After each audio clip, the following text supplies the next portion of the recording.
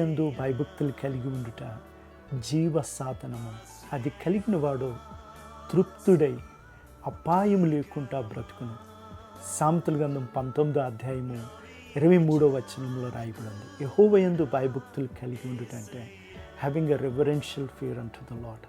దేవుణ్ణి మాత్రమే ఆరాధించుట, దేవుణ్ణి దేవుడిగా ఆయన స్థానములో ఆయన ఉంచుట.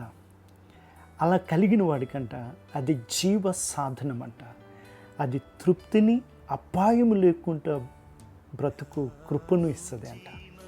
ప్యాషన్ ట్రాన్స్లేషన్లో ఇటు విధంగా ఉంటుంది: abundant life, continual protection and complete satisfaction.